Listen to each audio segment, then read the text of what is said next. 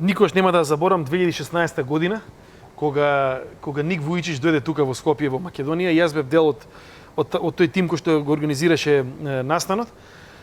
Една фасинантна, како да кажем, фасинантна личност и интерес кој што Ник Вујичич го пободи тука во Македонија, уште кога дојдовме уште кога слета од Белград во Скопје на 15 април.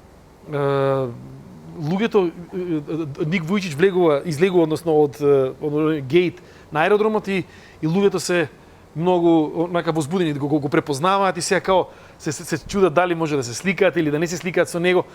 И цело време беше некоја таква атмосфера, значи атмосфера во која што Ник Вујичич дошол во Скопје и луѓето сакаа да разговараат со него. Се сеќавам салата веќе на некои 2-3 часа пред да започне настанот, немаше билети и нели Македонија како Македонија одма ти пуштаат пораки и се сеќаваш ни пред 2,5 месеца кога ти кажа да ми чуваш 3 карти и такви некои интересни пораки, значи тоа беше, се сеќавате, значи имаше над 6000 луѓе, беше преполно.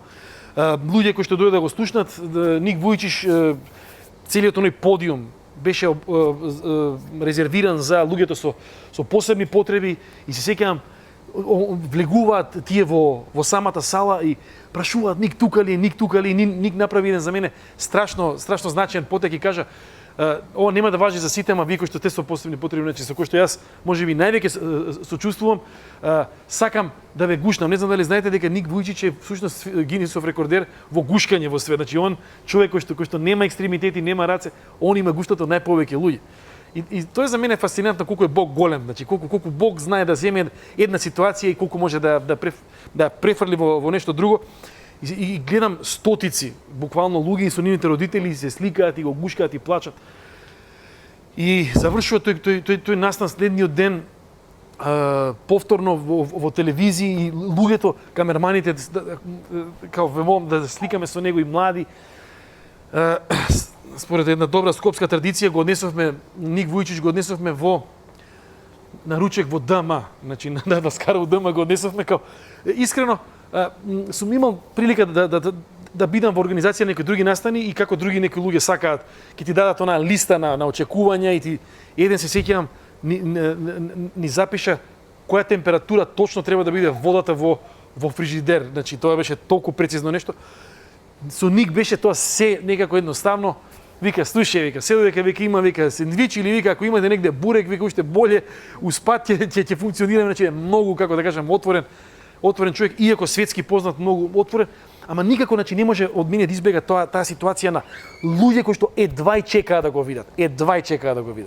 И да го видат и да слушнат од него и да добијат зборови на надеж, зборови на Христова надеж од човек кој што реално се родил во страшна ситуација. Значи, не сакам тука ние да кажеме дека некој нема мерка за болката во животот и нема мерка за маката во нашите животи, ама човекот се родил без екстремитети и дури самиот зборува неговите биле зачудени, фрапирани, не знаеле, вика, бебето нема екстремитети. Значи, и таков еден човек зборува за надеж и зборува за тоа дека Бог е добар и дека Бог нема обезбедено, нешто што е фантастично. И гледајќи ја таа цела сцена и луѓе кои што сакаат да го видат Ник Вујичич, сакаат да слушнат од него и сакаат да се охрабрат и му заблагодаруваат што дошол во Македонија, која што по многу параметри е безнадежно место за живот. Значи, многу често мислам дека дури ние уште повеќе промовираме безнадежност, леле, све е лошо. И знаете како, нешто што ќе се повтори 100 пати, 1000 пати станува дел од нас и станува вистина. Значи, јас верувам дека Бог има план за Македонија и за народот во Македонија и за апсолутно, ама таква е мојата слика за тоа како луѓето го очекува Исус, кога Исус се движеше. Зошто? Видете, Исус зборуваше зборови за кои што луѓето кажаа дека се зборови со авторитет, зборови со Божји авторитет. Многу луѓе зборува, значи Исус не беше единствениот, кога ќе кажат учителе, не беше тој единствениот учител во тоа време, ама кога Исус зборуваше со авторитет. И луѓето го препознаваа тоа и велеа сакаме да го слушнеме Исус. Исус доаѓаше до луѓе и селуваше луѓе и им зборуваше. Исус не беше мек некој, како да кажам, не беше некој, како да кажам, тип на човек кој што е тотално тргнат на страна од општеството, напротив, значи цело време ако приметуваме со тој естаблишмент, значи цело време им укажуваше на нивните гревови, им укажуваше дека тие кои што се можеби најповикани да го водат народот до Бога, тие прават највише, тие се најголемата препрека за луѓето да дојдат до Бога. И имаме еден текст кој што мене е еден од омилените текстови. Текст кој што се наоѓа во Евангелието според Лука, како што му најавив на нашиот Лука, во Евангелието според Лука 19 глава од први стих ќе читаме па понатаму. Потоа влезе Исус во Ерихон и минуваше низ него. И ете еден човек по име Захеј, кој беше началник на цариниците и беше богат, настојуваше да види кој е тој Исус, но не можеше од народот, зашто беше низок по раст. Затоа потрча напред и се качи на една смоква, за да го види, бидејќи покрај неа требаше да помине. Исус пак кога дојде на тоа место, погледна нагоре, го види и му рече: Захеј, слези побргу, зашто денес треба да бидам во твојот дом. И тој веднаш слезе и го прими со радост. И сите, кога го видоа тоа, негодува и рекоа: отиде во куќа на грешен човек. А Захеј застана и му рече на Господ: Господе, еве, половината од својот имот ја дадам на сиромаси, и ако сум зел од некого нешто, четворно ќе го вратам. А Исус му рече: денес дојде спасението за овој дом, зашто и ти си син Авраамов. Значи, ние зборуваме тука за еден човек кој што сме збореле тоа повеќе пати. Значи, тој е, како што е тука опишан, не е он само цариник, него он началник на цариниците. Значи, не цариници, тоа сме го исто зборувале, не како во денешно име, во денешно време што имаш да пријавиш на граница, им си земал нешто па да ти наплатиме царина, значи ова се луѓе кои што наплатуваат данок. И овој, значи, не само што е цариник, него е шеф на цариниците, шеф на даночните извршители во тоа време. И он има своја екипа на луѓе, значи кои што се многу поголеми по раст од него, и идат буквално од куќа по куќа, ги фаќаат луѓето за гуша и им зимаат данок во името на римските власти, зима процент од данокот и од тоа живее. И не случајно луѓево не се многу воодушевени дека Исус иде кај него дома. Тоа што ме фасцинира, знаете што? Тоа што ме фасцинира кај него е нешто што сум го приметил во моите години на христијанство, а тоа е дека еден човек со од Бога даден темперамент, кој што влегол, еве, дури во ваква ситуација, во ситуација да го краде својот народ. Кога ќе го запознае Христос, истиот тој темперамент го користи за оно за кое што Бог него го повику. Во текстот на неколку пати вели дека потрча напред, се качи на една смоква, значи се снашол, има план, има цел, се снаоѓа, се качува на таа смоква и оттаму сака да го види Исус, и понатаму на лице место носи одлуки. Не вика: ај сега нели да видам се што е ова, што зборува Исус него. На лице место одлучува дека тој ќе направи финансиска компензација кон другите. Што сакам да кажам со тоа? Човек кој што оди во една насока, со еден темперамент, значи и така носел одлуки за да им одзема на луѓето, значи за да биде зло за луѓето, го запознава Исус и со тој исти темперамент сега има прилика да придонесе во Божјото царство. Тоа е за мене фасцинантна работа. И луѓето го гледаат Исус, како што и ние понекогаш ги гледаме Исус, како што и ние понекогаш ги гледаме луѓето и викаат: абе, кај го најде него така? Значи, иди ке брат му, значи не можеш да идеш ке него, не можеш да идеш ке Захеј, иди ке брат му, или имаме многу добри луѓе во овој град, кај го најде него малиов утеруваш на данок, значи душа ни вади, значи и тука е веќе прашањето дали Исус знае кај кого оди.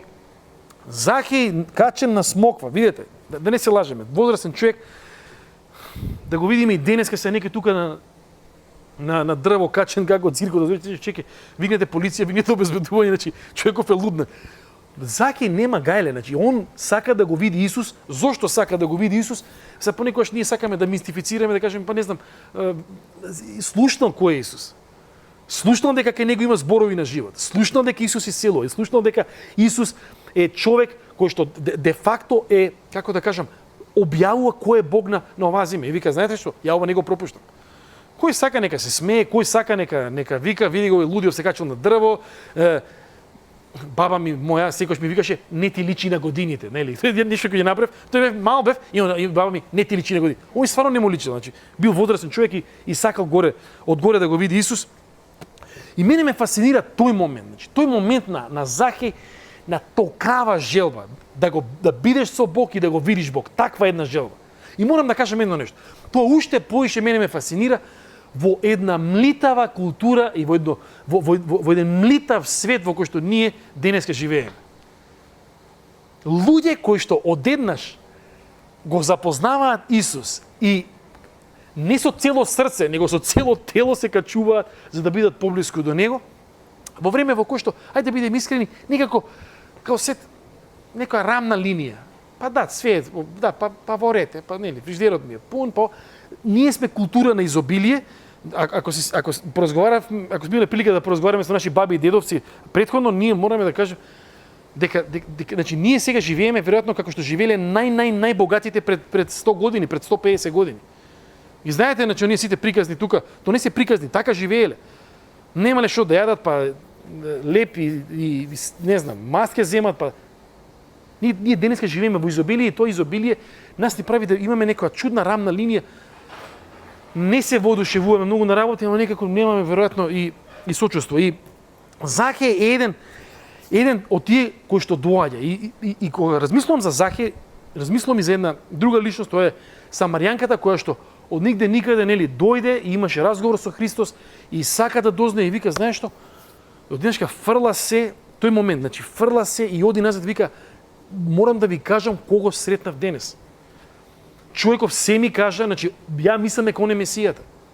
Самарјанката. И не само она, многу луѓе имаме во ова исто евангелие, во евангелие според Лука, него глави претходно, жена која што страда, која што е болна со години. И вика вака, дури не мора Исус да разговара со мене. Само да се допрам до него, ја верувам дека он може да ме исцели. Жена која што била по лекари и одеднаш доаѓа близко до Исус и го допира Исус. И се исцелува.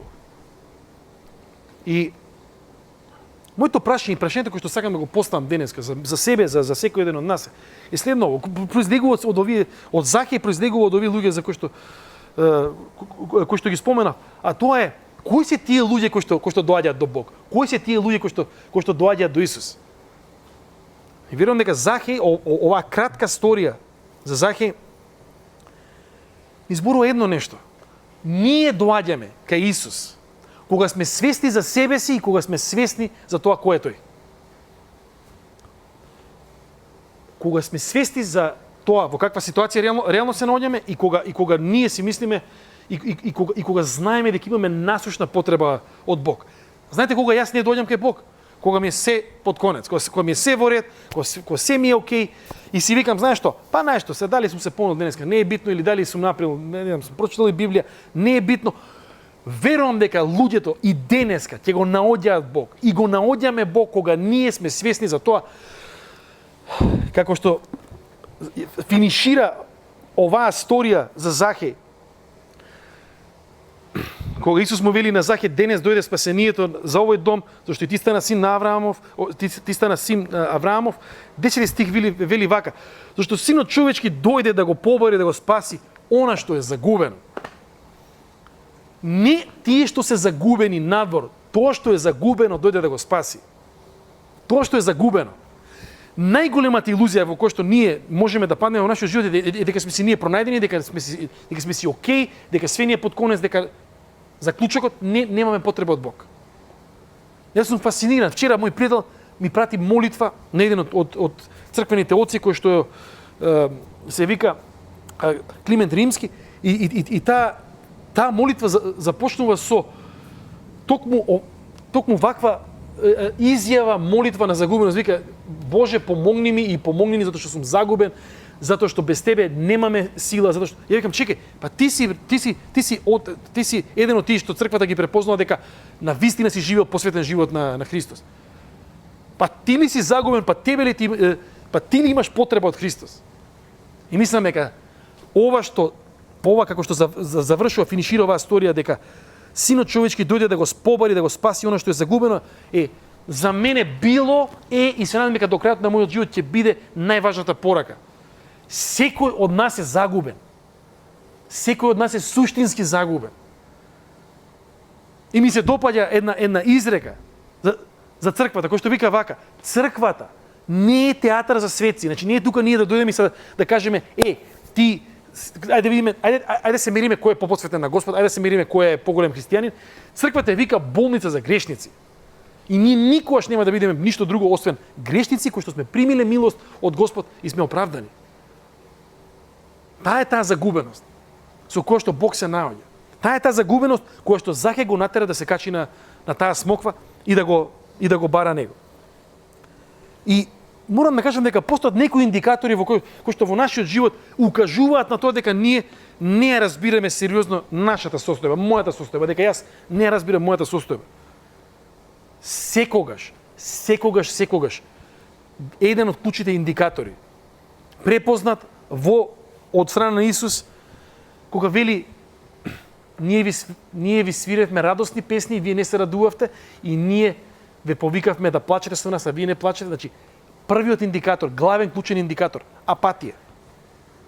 Апатија не во смисол само као ми се спие, тоа е сосема друга состојба. Апатија во смисол на отсуство на интерес за Бога и за ближниот.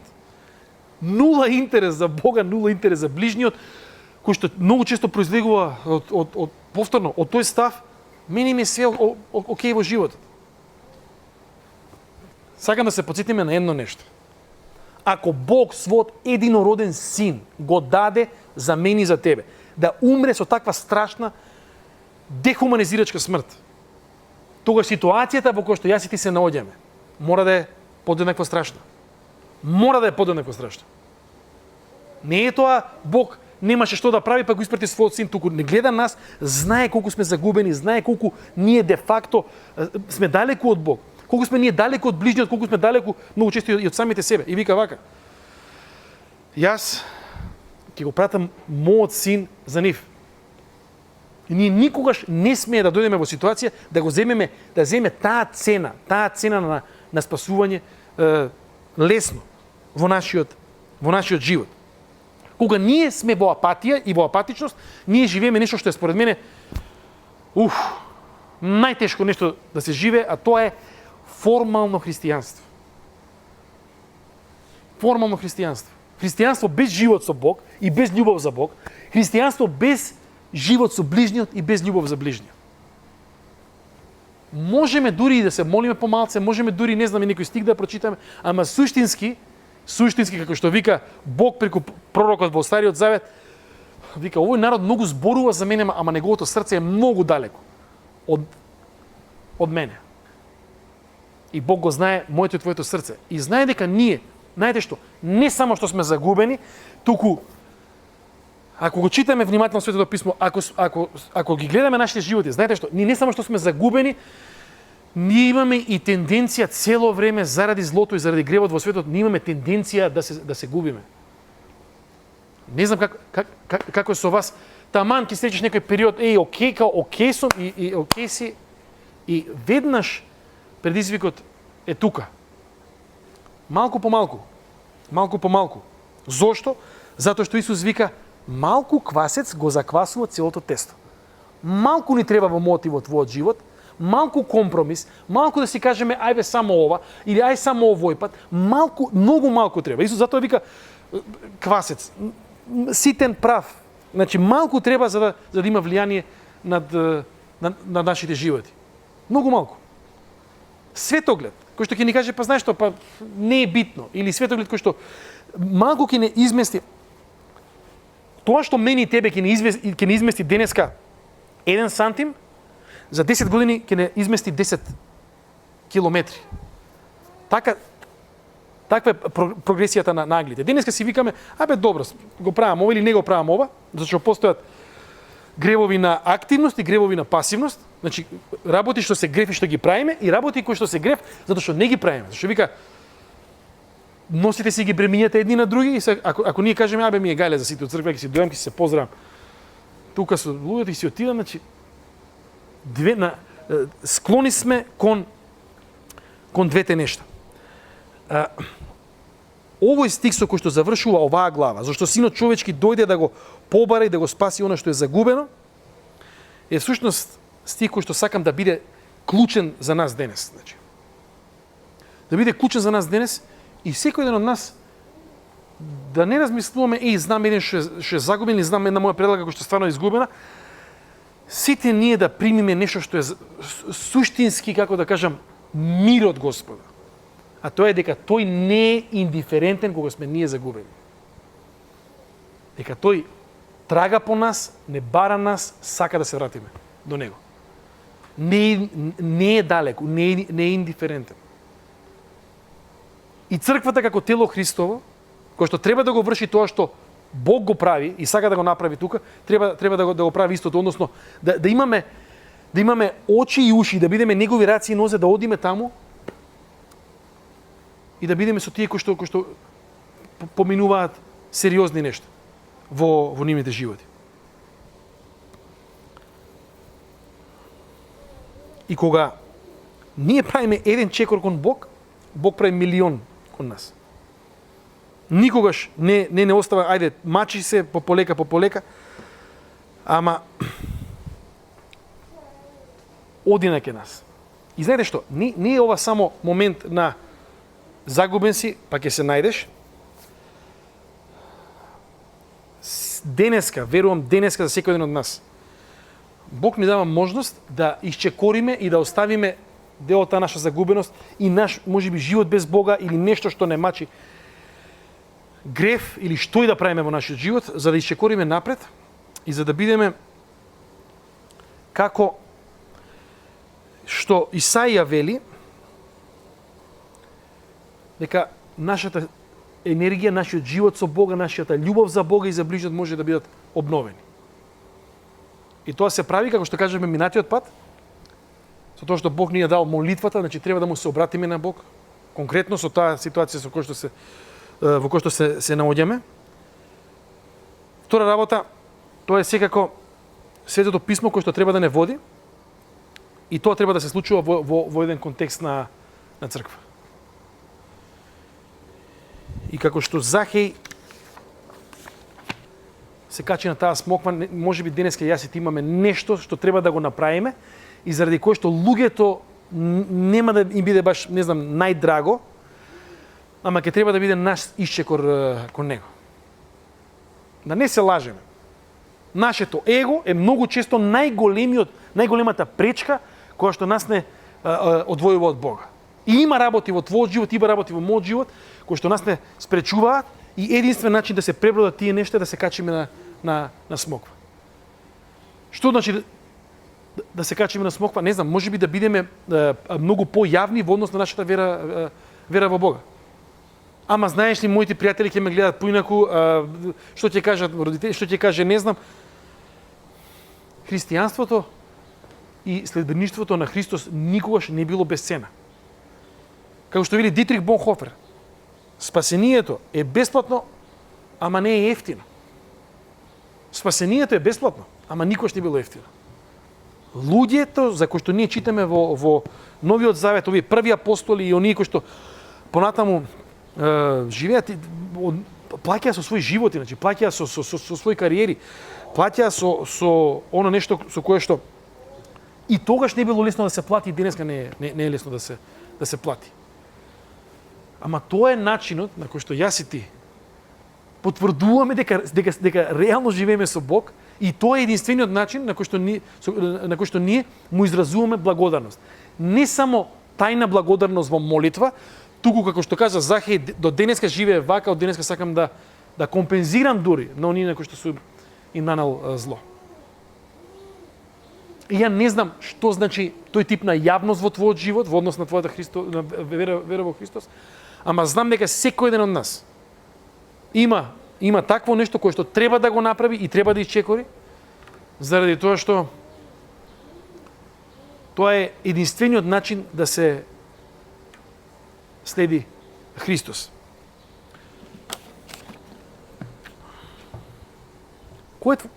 Што е тоа што нас не спречува да изразиме таков тип на благодарност? Што е тоа што во мојот живот мене ме спречува да бидам слеп на моите гревови, кои што упорно ме одвојуваат од Бог, ме носат на истото тоа место на очај и на безнадежност и на кал, и повторно и повторно и повторно, и не ми дозволуваат да исчекорам и да живеам живот на благодарност, затоа што сум бил загубен и сега сум најден. Што е тоа во твојот живот, што е тоа во мојот живот? И не е лесно. Ич не е лесно. Мислам дека не постои потешка работа за било кој од нас и за човекот и за човештвото од тоа да кажеме сгрешив. Од тоа да кажеме имам грев во мојот живот. Затоа што сме по природа само праведни, ние си викаме јас сум си добар сум и многу често со луѓе кои разговарам, легендарната изјава македонска, никогаш на никого лошо не сум му направил. Ја викам, дај да земе да те ставиме у музеј на светци одма, да те фотографираме, ако си таков. Не е таков животот. Затоа сакам со тоа да завршиме. Колку и да си загубен во моментов, колку и да си загубена во моментов, Бог те сака, Бог не се откажува од тебе. Бог не се откажува од мене. Никогаш нема да се откаже. Ама останува нашата одговорност. Да размислиме и да почнеме со тие од Бога дадени ресурси, преку молитва, преку читање на Свето писмо и во контекст на црква, да почнеме да ги тргаме препреките кои што нас реално не спречуваат да го доживееме тој потполн потенцијал кој што Бог ни го има дадено на нас. И за мене, ќе ви кажам најискрено, од ова што сега го кажувам, значи ова не е суштински моја порака. Ова е порака која што јас сум ја слушал пред многу време, порака на надеж, порака на добриот Бог кој што мене ме бара кога сум наизгубен, кога сум понекогаш толку изгубен што не знам дека сум изгубен, ама и Бог кој што ме зема доволно сериозно и те зема доволно сериозно за да бара одговорност од нас. Амин.